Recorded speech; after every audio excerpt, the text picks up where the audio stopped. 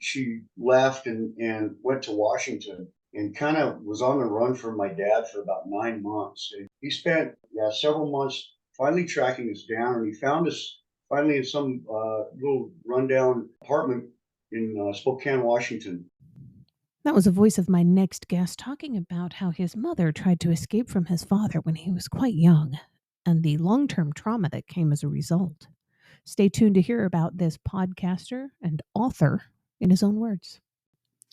Welcome back to season 4 of the podcast. I'm your host, Amanda Blackwood. As many of you know, I wrote my autobiography as a survivor of human trafficking. It's called Custom Justice, but if you didn't know, you do now. Keeping in line with that, this podcast has been dedicated to interviewing people who also wrote about their own experiences as trauma survivors and how they overcame the past. Stories of hope live here. He is an author, he's a podcaster, and he's a survivor. Welcome, my next guest, Damon Nichols. Damon, welcome to the show. It's good to be here. Good to meet you and good to be here. So for the people who are not watching on the YouTube channel, you guys can't see his incredible red, white, and blue background, but I absolutely love it. If you're just listening to the podcast and you want to see it, head on over to the YouTube channel, check it out. It's brand new. So enjoy. Damon, tell me a little bit about yourself. Where are you originally from? Where did you grow up? I grew up in a little town called Rocky Ford, Colorado. Grew up on a sheep farm. I was very poor, and that was my way of life as a farmer and I raised sheep. So Wow. Somehow I didn't realize that you were raised here in Colorado. That's actually where I live now. yeah, And born where and have you? raised. Spent most of my life here. Wow. And where are you now? What area? I'm actually in La Junta, which is Oh, just right outside. I went out and ventured out and did some things for a while, and now I'm back in my hometown, and I'm living here at least for a while. So very cool. You never know where the next adventure is going to take you, huh? no, I have a lot of places that I want to go, and it seems like every time we go somewhere else, it's like, well, maybe we want to move here. We don't know. We don't know yet. So I think maybe within the next year or so, we'll have something different. But right now, I've got some pretty deep roots here. I've got a lot going on, and I don't see leaving in the next 6 months, but maybe next spring. I'm not sure. Nice. So, and I know that now you help people become more successful by overcoming stumbling blocks that are caused by unresolved trauma. Usually, when I see something like that, it's because the person themselves have had issues with trauma in their past. So, can you tell me a little bit about what you've been through? So, like I said, I grew up very poor, but when I was 5, my mom and dad went through a really nasty divorce. My mom took me and my brother, and she left and went to Washington, and kind of was on the run from my dad for about 9 months. And he spent several months finally tracking us down, and he found us finally in some little rundown apartment in Spokane, Washington. And he came and took us. We were both in our underwear. It's about 5 o'clock in the morning. It was a really messy situation. But he took me and my brother back. He put us on a plane, and we came back to Colorado. And I didn't see my mom again for a lot of years. And so I spent several years, about 6 or 7 years, on his farm with just my brother and my dad. And my dad was very angry about the situation. He'd been hurt really bad by my mom, and so I didn't realize that all of that was gonna. I was very angry. The one that I needed the love from the most wasn't there, and the one that loved me, you know, showed me love in the way that he knew how. He was a protector, and he was a caregiver, but he was angry, and so I got that. So there was a lot of fear, and then it started showing up in a lot of ways in my life, and then I ended up getting addicted to substances at a young age, and just going down these really horrible paths. And I was angry at the world and angry at everybody around me. So, by the time I was 18 years old, I went to rehab for the first time. I was strung out on cocaine. I had broken 2 needles off of my arm. So I had gotten pretty bad. But that was just the start to kind of scratch the surface there. So, um, but yeah, and then at 21, I ended up got a 6-year prison sentence because I was, had gone down so many dark roads, and drugs had played a big part in just everything. So my life revolved around getting whatever I had to do to get drugs. So I went to prison for a few years, and I never really treated the problem.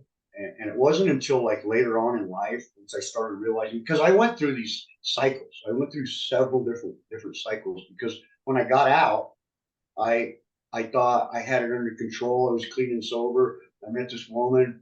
We had 2 boys.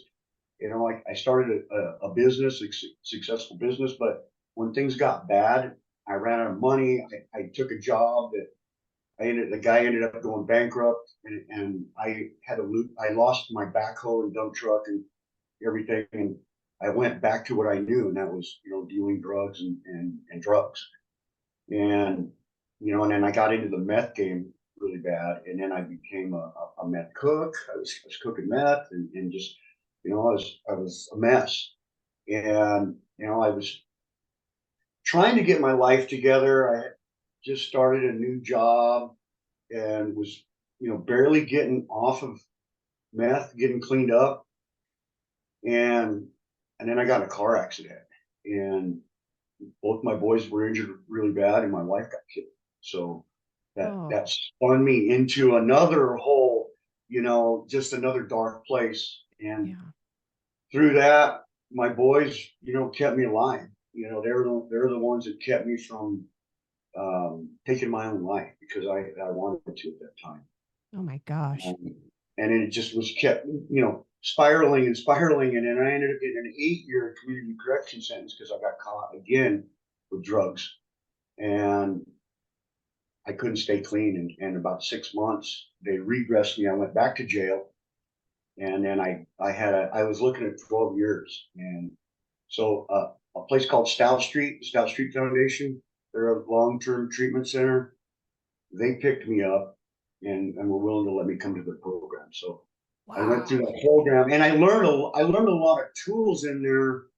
But at the time, I had this massive trauma and stuff that I was trying to work through around this accident and my kids and all of that. So I never really looked at all of my childhood trauma, but I learned a lot of tools throughout that helped me cope with what I was dealing with there. And as I got clean over the next 2 years, I really tried to work on that trauma, but I didn't work on the deep layers of just the surface stuff.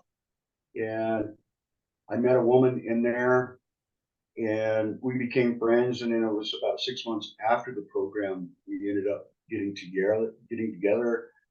And that was in, I think, 2004. And we stayed together, and it was really rough because she had to deal with all of my past stuff, and having, feeling like she was the second everything. And so, you know, dealing with that, is really hard, finding that balance of keeping my keeping Dion's life and legacy for my kids, but yet trying to bring this other woman in that I was starting to fall in love with, that I never thought was going to happen again. And so it was just really crucial at that time. But she stuck with me, but I Wow. hadn't I hadn't worked on what I really needed to, and then it wasn't very long that I was back into drugs again. And this the last time I ended up,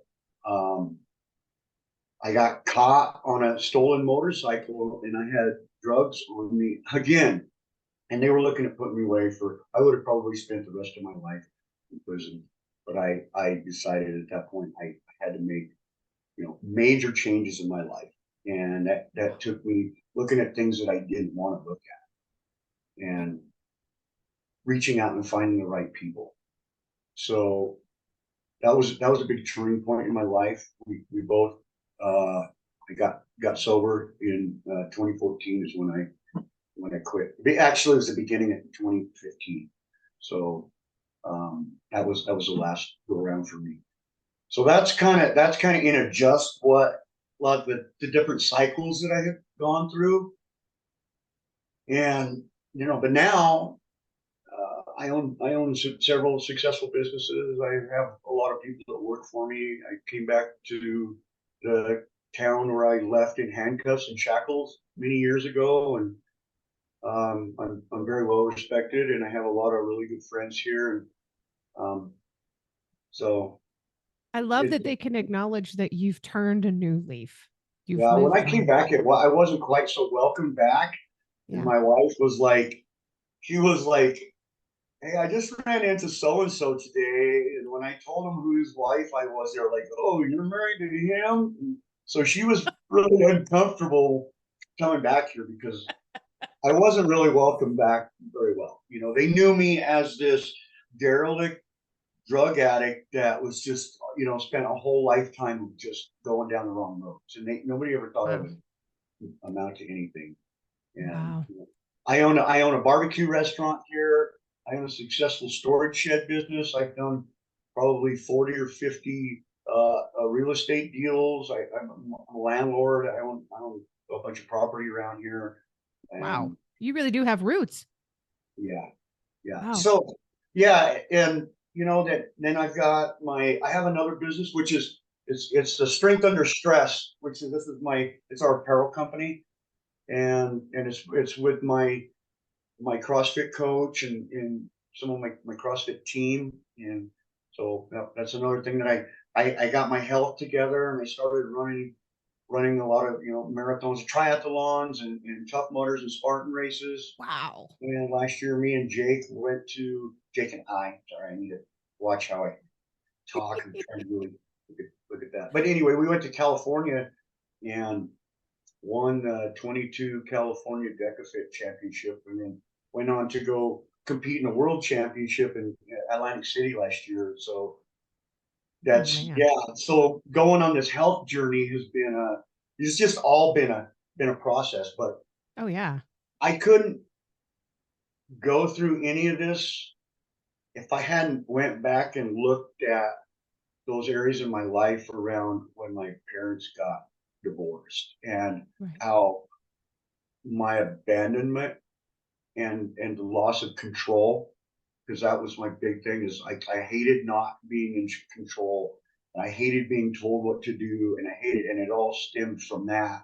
So that just it turned me into a rebel. It turned me into somebody. I got in so much trouble. I didn't want to listen. I hated authority. I hated somebody telling me this and this and this, and that all came from the way I was parented and the way I was raised. And Oh yeah.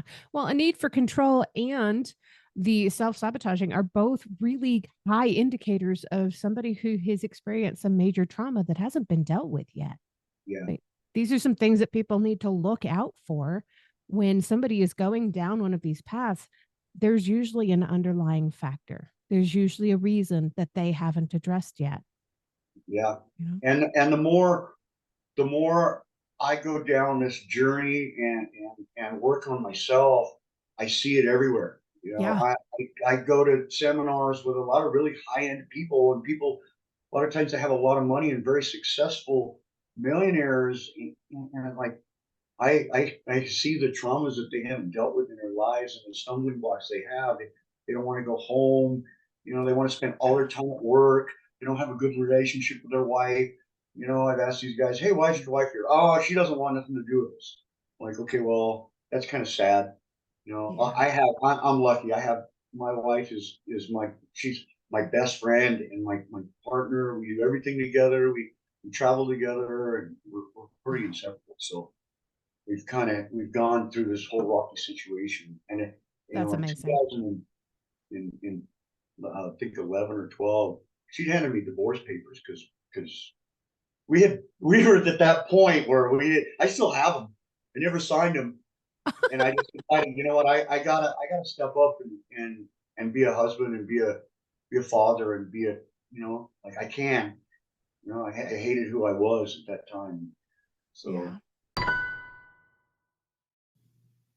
As much as we all hate commercials, they are a necessary evil these days. That's what keeps the show on the air. You can show support by purchasing one of my mini books or donating through PayPal, or even just leaving a review on whatever platform you listen to this podcast on. You can find the links for the books or donation options in the podcast description under the guest information. As always, a portion of the proceeds of everything made do go to local organizations that help fight human trafficking. Now back to the guest. but I drew kind of a strange parallel in my head when you were talking about the accident when you lost your wife. Here you were a father with 2 boys, yeah, and there were you were as a child being one of the 2 boys with your father. yeah. I lived that whole thing, Yeah. and so, and that was kind of when I was going through that. There was this separation that my dad and I had, which I loved him very much, but it was hard for us because I know that he dealt with his loss differently than I was dealing with mine, and he dealt with it the way, because he lost his dad when he was young.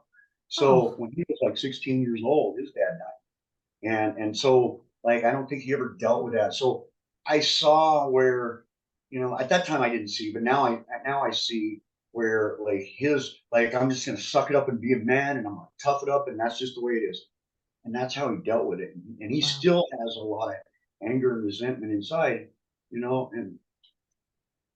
I Yeah, love him to death. And he did everything he could for me, but that was what he knew.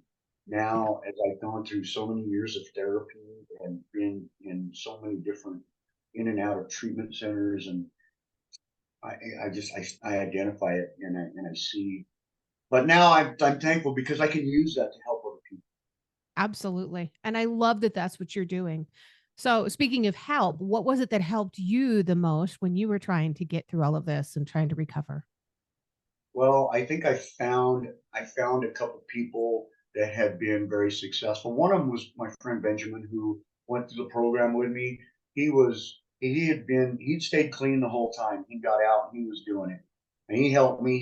He gave me some side jobs, and he just kind of helped me. And he gave me guidance, and it was somebody that I knew that had been through that kind of experience and did it. So I'm like, okay, what can I gain from him? Because I was the kind of guy that, like, if you hadn't been down that road, I didn't want to listen to you.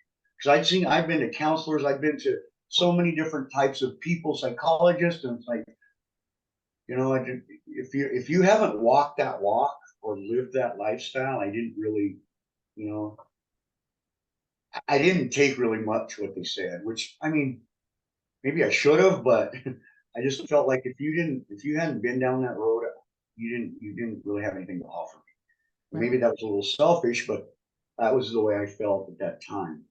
That's a And common reaction, though. yeah, A lot of people feel that way. A lot of people refuse to get help because they don't see that a therapist has ever been through any kind of trauma of their own, or they don't want to talk to a buddy of theirs about it because there's no way that this buddy is ever going to understand what they've been through. And what they need to understand is that they're not actually alone. We can find people that can mentor you through it. and then I started getting in communities. He kind of introduced me into different communities, which I worked a full time job. He got me into like real estate investing and stuff. And so I started getting into different communities of successful people.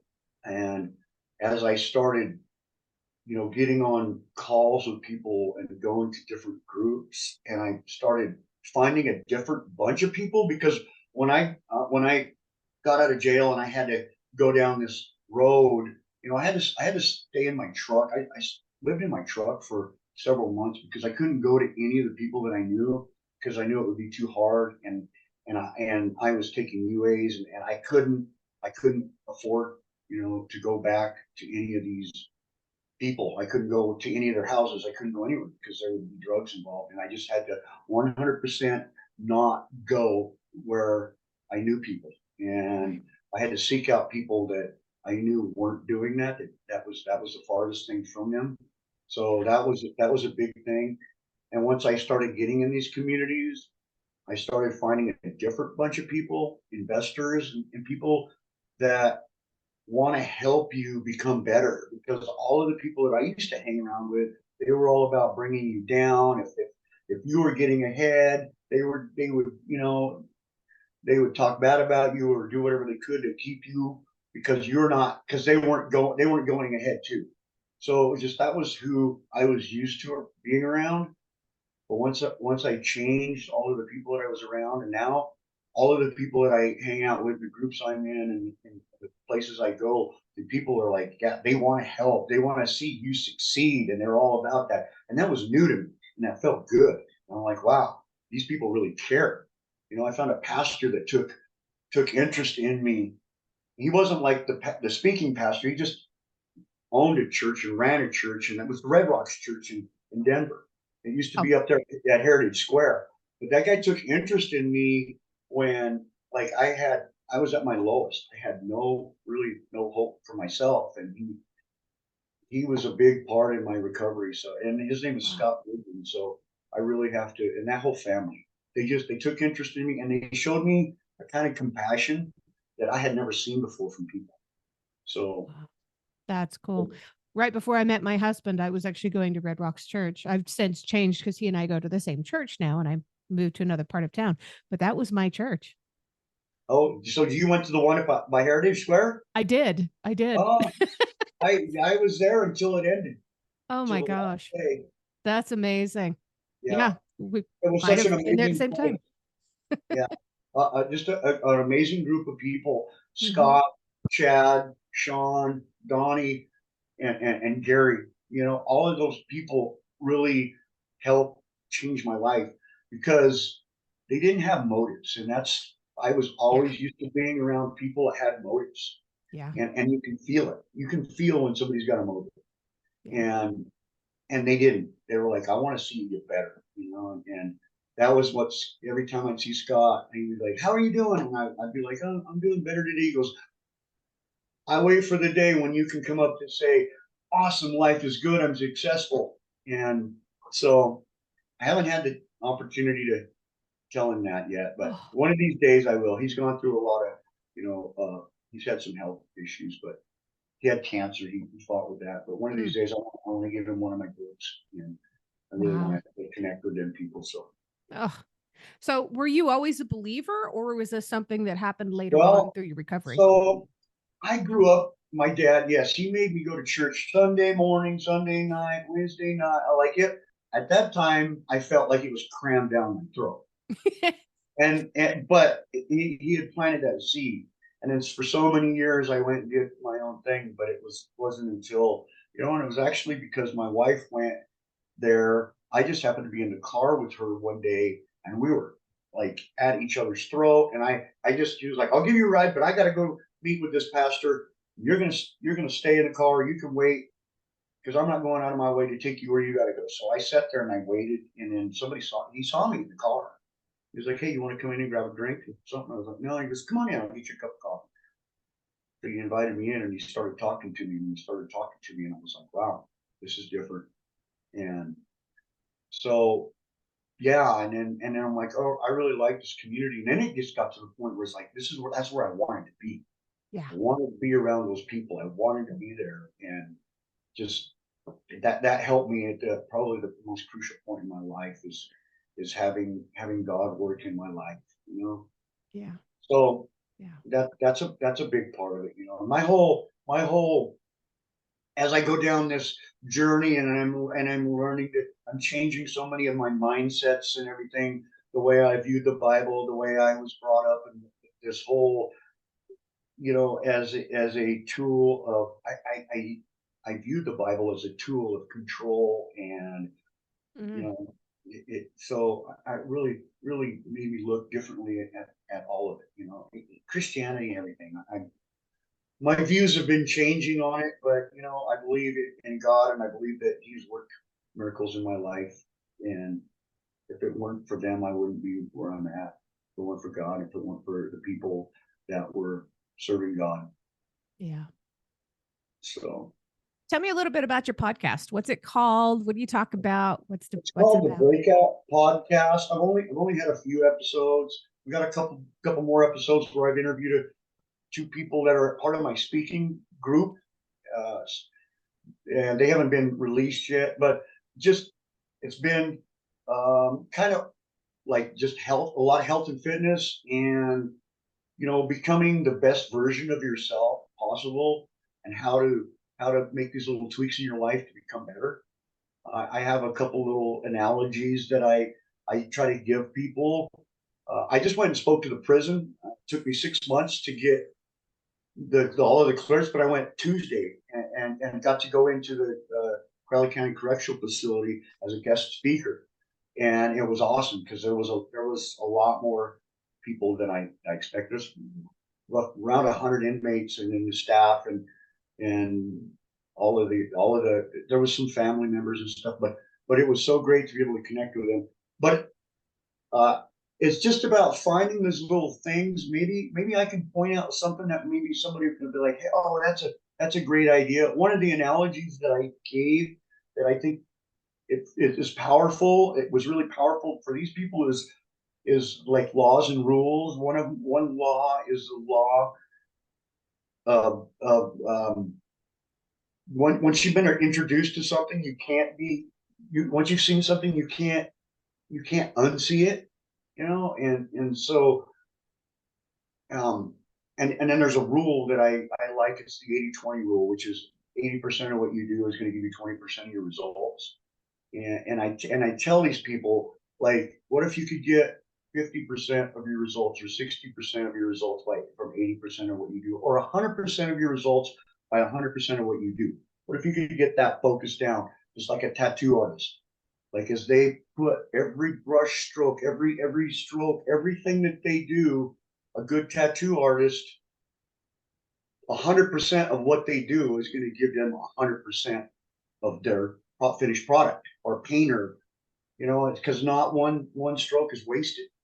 And when you can put that kind of focus in your life, on your addiction, on your recovery, your marriage, your relationships, your businesses, then you can become successful. So you take one little area in your life instead of so many big areas. Like, okay, what do I need to work on today? What can I do that I can be laser focused in?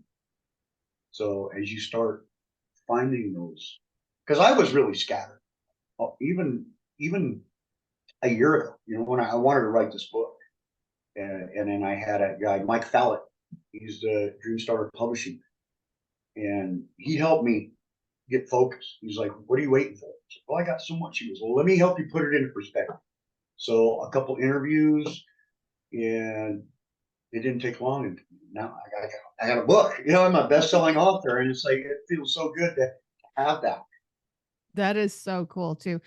Your book is called The Breakout Blueprint. That's the same name for the podcast.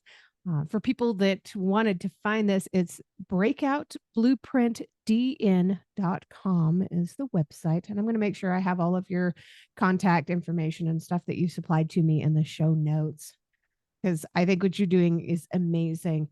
People do need to shatter those old beliefs and change their habits and overcome their fears. And I'm reading this straight off of your book, man. This is strong stuff. You've got a really powerful, strong message, and a lot more people need to be aware of. I love what you're doing.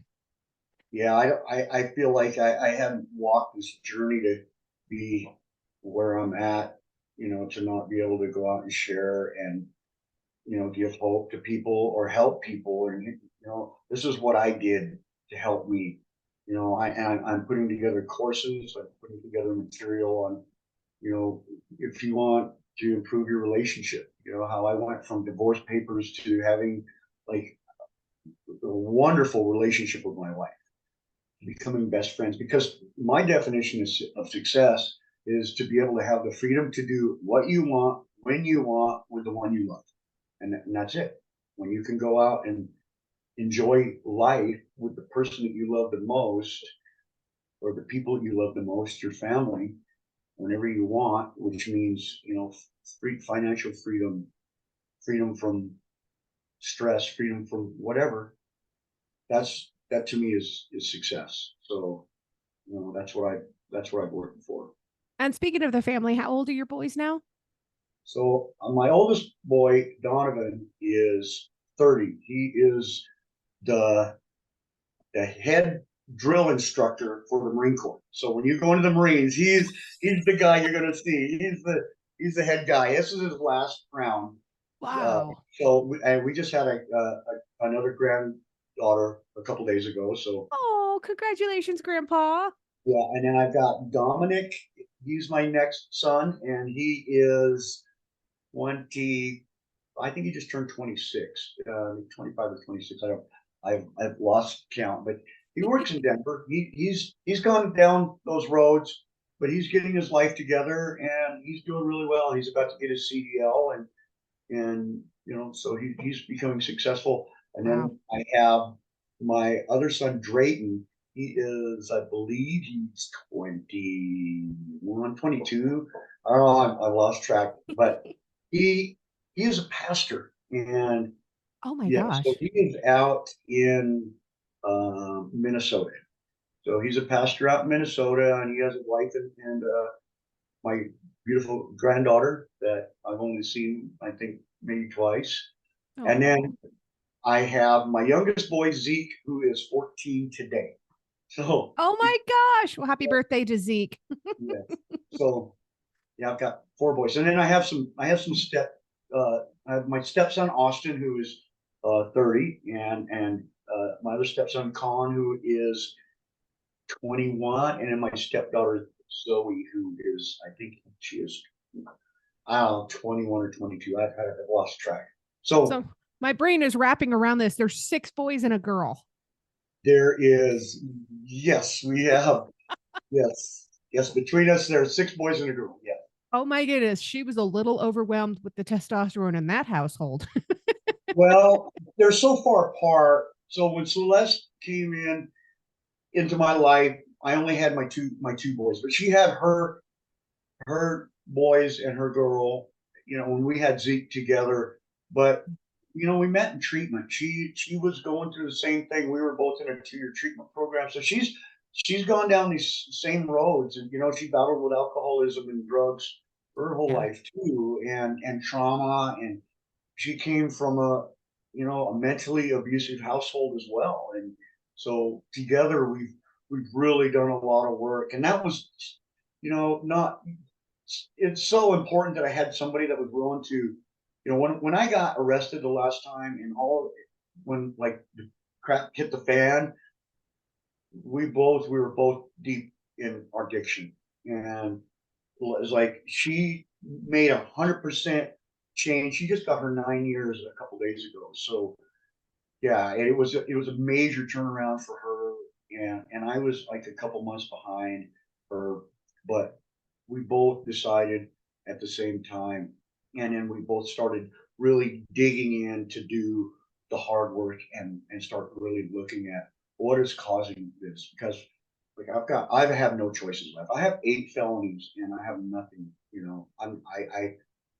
I'm already Wow. habitual, so I don't ever want to. That I'm trying to get as far away from that lifestyle as humanly possible. So, and I think I've Yeah. done a really good job of it. But Yeah. I think you have. my job, my business, my employees, all of the stuff that I'm working on has really kept me accountable, because that's a big one, is the accountability. However it is, I have a 10, 12 people that have been with me for a long time. These people are loyal, hardworking. They travel. We're leaving Sunday. We're going to California to go build some buildings.